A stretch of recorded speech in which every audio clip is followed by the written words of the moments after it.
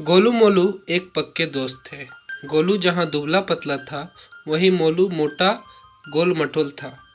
दोनों एक दूसरे पर जान देने का दम रखते थे, लेकिन उनकी जोड़ी देखकर लोगों को हंसी छूट जाती थी।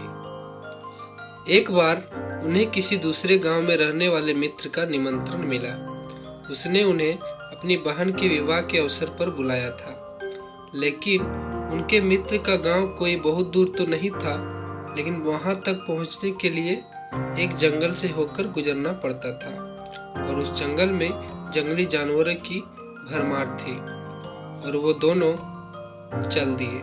जब वे जंगल से होकर गुजर रहे थे तो उन्हें सामने से एक भालू आता दिखा। उसे देखकर दोनों भय से थर-थर कांपने लगे।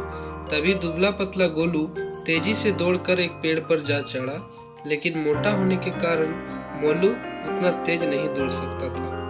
उधर भालू भी निकट आ चुका था, फिर भी मोलू ने साहस नहीं खोया।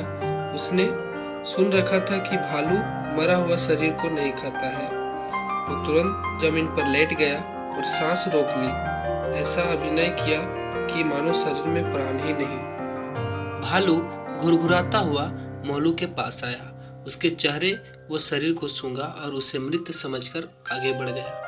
जब भालू काफी दूर निकल गया तो गोलू पेड़ से उतरकर मोलू के निकट आया और बोला, मित्र, मैंने देखा कि भालू तुमसे कुछ कह रहा था। क्या कहा उसने? मोलू ने गुस्से से भरकर जवाब दिया, मुझे मित्र कहकर ना बुलाओ। और ऐसा ही कुछ भालू ने भी मुझसे कहा। उसने कहा कि गोलू पर विश्वास न करना, वो तुम्हारा मित्र बनने का लायक नहीं है। गोलू सुनकर काफी शर्मिंदा हो गया।